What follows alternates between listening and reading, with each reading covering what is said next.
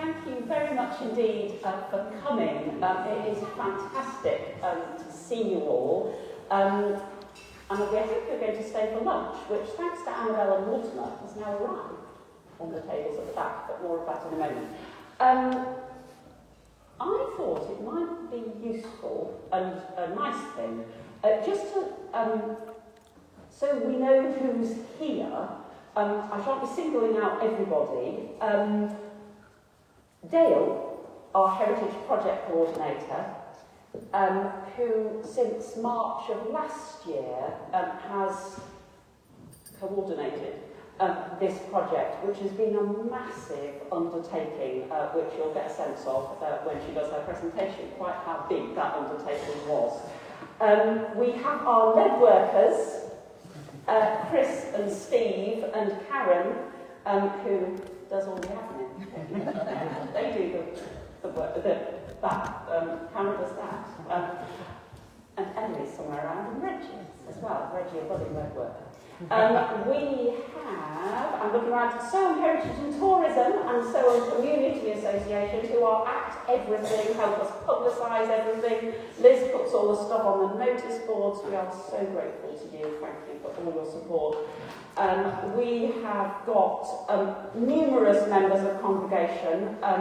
This is a thank you, not only for those who have helped us with this project, but those who have kept this show on the road for far longer than I have been here, who have sat through this kind of thing many times before. Thank you to all of you. Mark, our official photographer for all things, and Sarah, who I met jogging at an unearthly hour this morning. I can see, wave at me if you had your garden dug up by Soham Village College students. Lots of waves, have a look round. Not everybody is waving who ought to be, that's right. People who so nobly gave their gardens up to be dug by students from Soham Village College. Wave at me if you're Soham Village College. There they are. Not only Foundation Learning Tier, coordinators, helpers, fellow diggers, but also the CATS, the Community Action Group of students from Soham Village College. Kerry and Lucy, we are so grateful you are here. Thank you very much indeed. We have got the other garden, cats planted bulbs. Other garden people are sitting in a great row of red ink. There they are.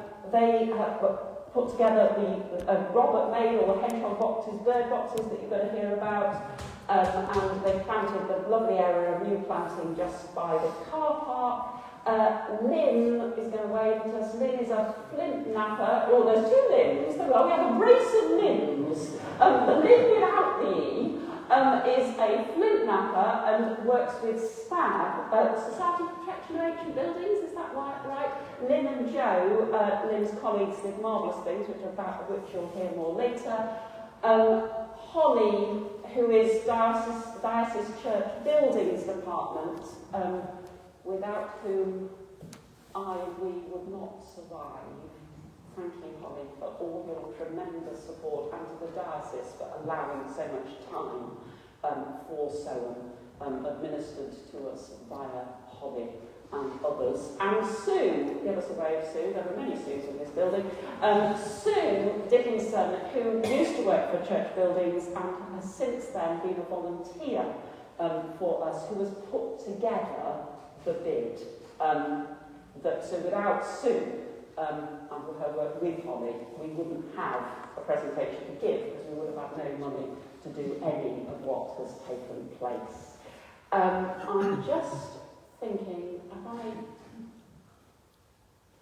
I think those are the roles about which you're going to hear in this presentation. I'm also looking at other people who, the fairs that have been part of this project, have been in that kitchen serving and providing refreshments for hundreds. So thank you all for being here. Dale, fire away. Dale will talk, and after that we'll have some questions, and after that we'll have lunch.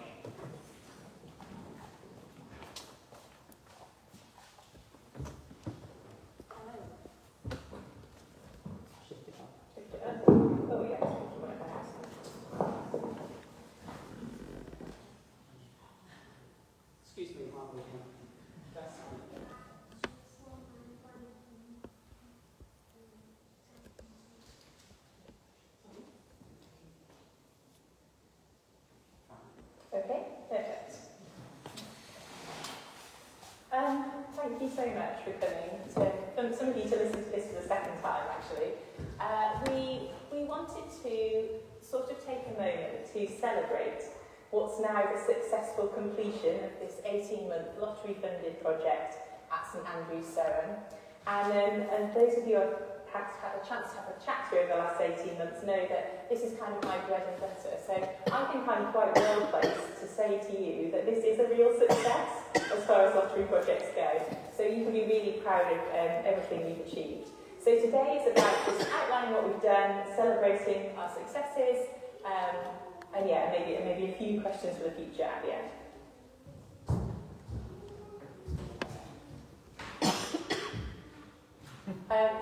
So here's somebody that Stephen, Karen and Chris recognise. I love this photo, Mark. I should say before we start that most of the photographs on these slides are Mark, so thank you so much for your support with the project, Mark. But this is a fantastic photo, because when you get photos of building works on these projects, you rarely get any humans in them. So having this kind of action shot is brilliant and speaks to what was at the heart of this project, which was a capital project to restore the roofs and replace the rainwater goods with lots of associated masonry work and timber work on church transepts. So the idea of the project was that at the end of this 18 months, these transepts would be good for, what, the next 100 years, Steve? And that, achieving that in itself is a fantastic thing. We were so lucky on a project to have a brilliant church architect that you work with here in Surham, Stephen Norris, who sadly can't be with us. Really pragmatic and easy to work with. And also to have Steve and his company working on it, you know, real expertise, conservation roof specialists, and local as well, which is really lovely and not always possible. So we can say that the Capital Works project completed on timetable and actually slightly under budget, unheard of, and that we know therefore that the transepts are good for the next 100 years. Probably should give a shout out to Hibberts, who did the stonework on the project. I think that they actually, probably their expertise was most usefully employed with something to do with apex stones. But for those of us who are less technically minded, it was this guy in the bottom corner who really captured our hearts, the man-dog sculpture, that they created a new man-dog sculpture to replace a very weathered one that was up on the church. And they were reinstalled as part of this project. So that was a nice little sort of bit of history, I think, in the Capital Works. The fact that the project was under budget was fantastic, because it actually meant that we were able to do slightly more work than we originally anticipated. And around Easter time, when Eleanor and some of you church wardens came into church to find water pouring down the walls, we had some money in the budget to be able to do some holding repairs to the nave roof. I mean, part of that is Sue's brilliant design of the project, you know, writing that into the off as one of our potential purposes, but also to Steve and Stephanie to jump into and fitting it in before the college work started. And it meant that we got to do about an extra £35,000 worth of holding works. Now, we know that this is just the beginning for the nave roof, don't we? There's loads and loads of work that needs doing up there. But, you know, it's a really nice additional benefit to this project.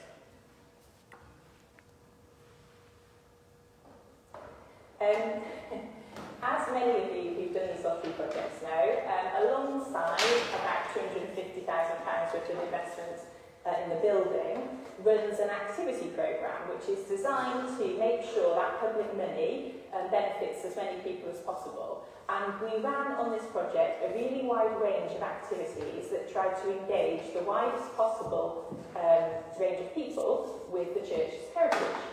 And our starter for 10 was some hard hat tours. So poor Steve and poor Stephanie we're forced to jump to and develop and deliver some fantastic kind of tours of the works ongoing.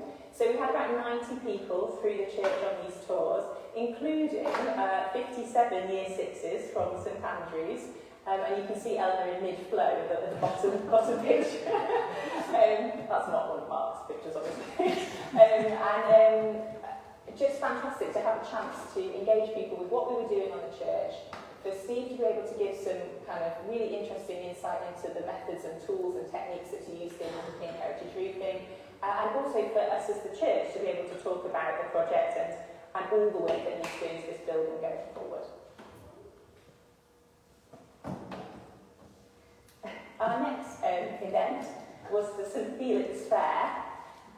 So obviously this church has a long-standing history of fairs, doesn't it? We know that. But this was going to be a fair with a bit of a medieval flavour in honour of St Felix, who founded Soham Abbey here, the church's foundation, if you like, and around whom this project was developed. So that's what gave the project its kind of early medieval flavour. And so we designed this this wonderful community event, and we were greatly supported by Soham Heritage and Tourism, all these other community partners. We've got Steve there doing one of his hard hat tours.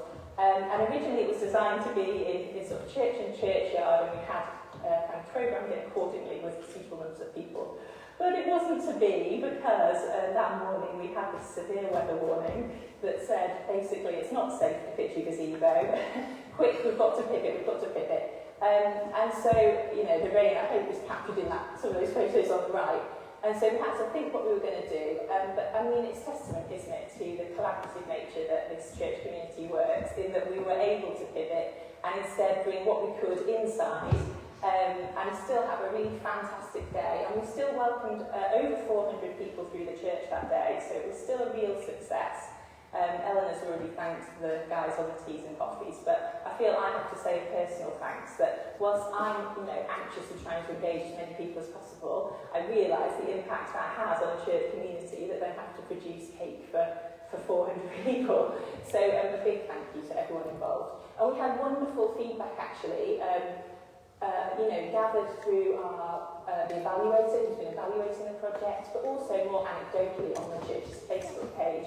People from the community who really loved trying something different in church. So again, a big success. One of our key communities we've been engaging on this project have been young people from Soham Village colleges, they call it the Hub, and they're foundation year students who, for whatever reason, are, by the time they're doing their GCSEs, not on a full timetable. So they're kids from a really wide variety of backgrounds. Brilliant team who look after them at Soham Village College. And very gamely, they said they would take part in this archaeology project as part of the St Felix project. And so we worked with Wessex Archaeology, who are a professional archaeology unit, and they spend most of their time sort of sorting things out ahead with building developments, that kind of thing. But they have a small education team, and this education team undertook to work with us and Soham Village College to do a community dig.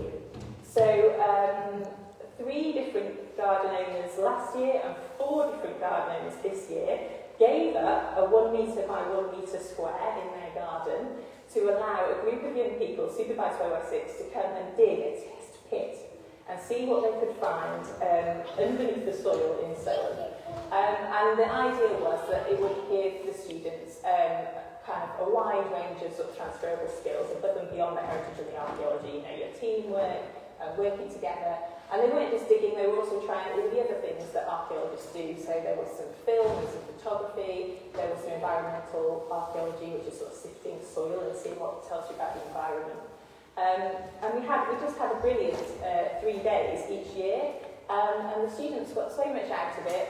They were clearly really engaged, really enjoying it. And I think the chance for staff and students to sort of learn together was another thing that really came through in the evaluation. So the chance, obviously staff were there, working and supervising and supporting and all of that, but the chance for them both to have something that was new to them both and sort of learn alongside each other really came through strongly in the evaluation of this part of the project. That engaged about 24 students each year, so that the legacy of that bit of the project can reach more people, more young people. We have developed with Wessex Archaeology, and it's hot off the press, but we only managed to get it to finalise it in the last couple of weeks, this schools resource, and this is what's on the right-hand side. And this is kind of taking some of the learning from that project and offering teachers a way to create some of that learning in their own classroom if they don't have the luxury we had of employing Wessex Archaeology to support it. So we've been able to create this resource. We piloted it with Year 6 at St Andrews Primary School, had a brilliant time just before they broke up on the field with another 60 of Year 6. And that will be freely available from the church's website and from various other sites that promote these sorts of things to teachers as a sort of legacy from this project. And hopefully that means more young people will get to benefit. Another strand of the project took the inspiration of Soham Abbey and the idea of a sort of monastic garden as its starting point, with a mission to improve the churchyard for wildlife. So this was an activity that very much came from the heart of the congregation here in St Andrews, and that Lynn and Christine championed through more red tape than I could have possibly believed was possible, to be honest. I had no idea what we were getting into when we started this. It is involved, Robert here made some fantastic bird, bug and hedgehog boxes and bee boxes, and we now, as a result of all this work, have been able to install 10 bird boxes, a couple of bug hotels, a couple of hedgehog boxes, some bee boxes in the churchyard, to hopefully create some habitats here in the centre of Soham, some of the wildlife that we know need all the help it can get, basically, at the moment, doesn't it? Alongside that, we also did some planting. Christine led on a fantastic medieval herb garden just outside the church here, and then it was a real team effort to get a planting scheme for a shrubbery for pollinators and birds in the corner of the churchyard. That's kind of native species that will encourage, habitat and food for creatures throughout the year.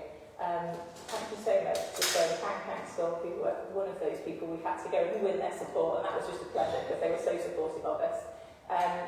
So again, a success. And another chance for engagement, actually. New volunteers joining the church volunteer team, I suppose, under the auspices of Lynn's churchyard gang, so people who will come and help maintain this shrubbery, and also some nice one-off volunteering opportunities. So Pat was brilliant when we came and all planted bulbs in the muddy churchyard in our school shoes. I love that day, it's really fun. So lots of chance for people to help. This was absolutely one of my favourite parts of this project. We had got a couple of different workshops looking at heritage skills. So these are trades and crafts that are used to maintain our historic buildings, and particularly our historic churches. So again, we worked with Soham Village College to do a day for sort of year 9 and 10 students to come into the churchyard and have a go at 4 different heritage trades or crafts. We were so lucky to be working with Place Services Essex, who have put us in contact with all these fantastic people like Lynn, Joe Orsi, Graham from Anglia Line there, Rick from Traditional Oak Carpentry, so that the students got to come and have a really hands-on go at brickwork, flint mapping, historic timber, so sort of like using historic tools on timber, and lime plastering. And they split into groups and basically just rotated around these activities in a sunny churchyard. Brilliant student who was really taken with the carpentry. And so that story's starting to develop now. He's gone on to do some heritage carpentry. So it did have, that day really had an impact on the students we got around those sessions. The Saturday that followed, we did the same thing for the public. So people were welcomed back, and we had members of the public. I think we had about 150 members of the public through. Lots of them were parents with sort of school-age leaving children, so not necessarily from Soham, but who've seen this thing advertised and brought their young people along. And it was great to be able to combine the sort of more like outdoors trade stuff with some other types of like heritage hands-on work that people do, like these girls from Hamilton Carr Institute in Cambridge came and talked about painting restoration, so it was a real nice mix. We tried to give something for everyone. And again, thank you, Margaret, for coming and supporting the teas and coffees. All of this requires the church team to come turn up and help, basically. The whole of the project has been about really opening up heritage to the widest number of people as possible, and that's involved quite a lot of press and marketing. I think Helen has already given the thanks for the poster sites, but this is how we tell people what we're doing, and it also gives us a bit of feedback from what people like and what people welcome the church doing. I mean, I feel personally, living in a rural community, that the church really has to punch above its weight in terms of being a kind of community, centre for community leadership and putting on stuff, bringing the joy, as we heard in the sermon today. And, you know, this is part of how you do that. So I have to give a shout out for the photo in the top right with the monks that were knitted for the St Felix Fair. So to promote the St Felix Fair, over 400 monks were knitted and 400 labels were printed and tied onto those monks and distributed throughout Soham with a little label that said, you know, come to our fair and bring me back and get a sweet treat. So the children came holding 3 or 4 of these to get them 3 or 4 sweets in return for bringing the monks back to Soham church. So yeah, all sorts of innovative things we've done. Aren't we lucky? Wasn't it fun? And then this year's fair, we were able to have that for. We were able to have the fair we sort of planned in year 1 really. So we were a bit luckier with the weather. I mean, we're still a bit rain, but we were a bit lucky with the weather. And we were able to welcome alongside about 30 craft stall holders and community groups. So you can see Burwell Print Centre there. I mean, what a fantastic support for this project they've been, because, you know, they've been there with all our printing needs. Alongside those guys, we welcomed some professional heritage interpreters. So we had demonstrations of fighting knights in the churchyard. Thank you, PCC, for allowing that. We had a medieval jester, you know, who was very concerned to remove his hat before he came to church in case he brought offence. We had medieval storytelling, cookery, a night school that young people could come and learn to be a knight, all sorts of demos and crazy things going on. And again, just fantastic responses from people. So I was a bit too shy to put up some of the brilliant ones we have on the Facebook post because I was a bit worried that someone might be sitting in church and thinking, oh, I said that. But I can share some from the craft stall holders and the historical providers who were just so complimentary about the welcome they received. And I think that's we should pat ourselves on the back a bit for that, because they go to a lot of these things and they just, all the comments just said how welcome they were made to feel, how lovely everybody was, what a lovely atmosphere it had, etc., etc. So, I mean, that's important to me, and I think we should take that as a real success. Aside from the fact we had over 700 people through church that day. I don't know how much we made on the tea store, but quite a lot. 900. Oh, about 900 quid. Alongside other efforts, you know, the church had a store, Lynn did some fantastic stuff, celebrated bug boxes. All of this goes to church funds. So, you know, it needs a bit of lottery money to support it on this scale, but it does have a positive, you know, positive financial impact as well as all the great things. So that's kind of what we've done in the last 18 months. I did hope to, but I can't work out the tech, play you this year's film from the Archaeology Dig. So we haven't been able to do it today, but we hope it will be freely available soon. And the way to watch it is to get on Eleanor's News from the Pews mailing list. And you can be sent the link and we'll put it online so you can see what they did in the community archaeology this year. And it's a fantastic little film, again, really. Much more this year led by the students. So one of the students really took to filmmaking. You can see Mr. T at the back, and he is the sort of front man, I guess, for this production. So yeah, it's just brilliant. So I hope to be able to share that with you. And I just wanted to finish by saying thank you, really. When I did this talk about 6 months ago, I think I finished it with a call to action, which was things like, please will you take a poster, please will you volunteer to be on the tea stall at the fair, etc., etc. And I was trying to think, what would my call to action be now that we've successfully delivered the fair for you.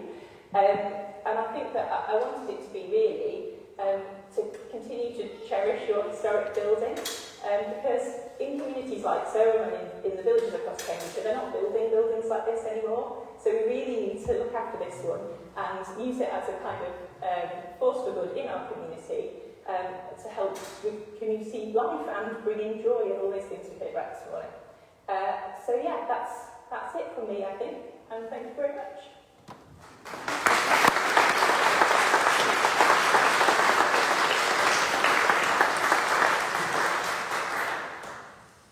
You can see from that what tremendous quality and gifts Dale has brought to this, the spectrum of activity and the hodgepodge of people of all ages, backgrounds that Dale has brought into this and coordinated has been huge. Dale was so grateful to you. Thank you. In terms of getting a link to the video, just email me, soanvicar@gmail.com, and I'll send you the videos. Would anybody here, other people who had a part in things, want to give us any sort of follow-on stories, or anybody want to say anything, questions, comments?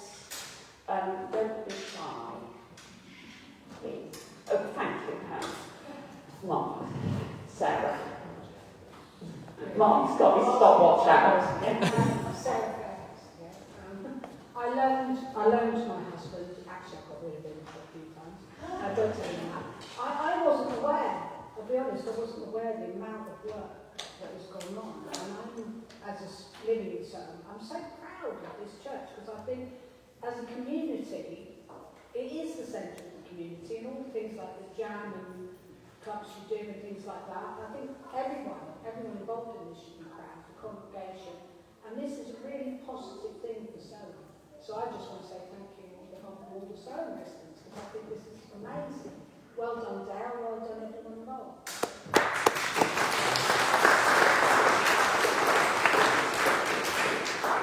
It couldn't be done without the Sutton residents, so it's a mutual backslapping. Anybody else say anything? Jenny. As you've just put in your piece for the Pumpkin Fair brochure, the first Pumpkin Fair raised money for the church town, and this year the Pumpkin Fair will be raising money for the church again. So please support the Pumpkin Fair this year. So Pumpkin Fair, the last Saturday of September since 1976, is that correct? Since 1975, which Jenny wouldn't happen without Jenny and Andrew. So thank you. Has to be seen to be believed. Amazing on the rep, and we're so grateful. So Pumpkin Fair are some of the donations and funds raised by Pumpkin Fair will go towards keeping this building in good order until we hope and pray we hear that we have successfully bid for more money from the Heritage Lottery Fund and others to do the rest of what needs doing to get this building off Historic England's Heritage at Risk Register, which includes re-roofing the vast majority of the nave, the nave, the aisles, and the chancel, and associated masonry, and we'll come with some more community stuff. Sue Dickinson and Holly and I are working on that bid as we speak, but really I'm playing the least part in that work, so root for that will be submitted in November. We hope for a decision in January, February next year. Anybody else? Right. I think that it would be a good idea to have some lunch. So what we'll do is we'll bring the table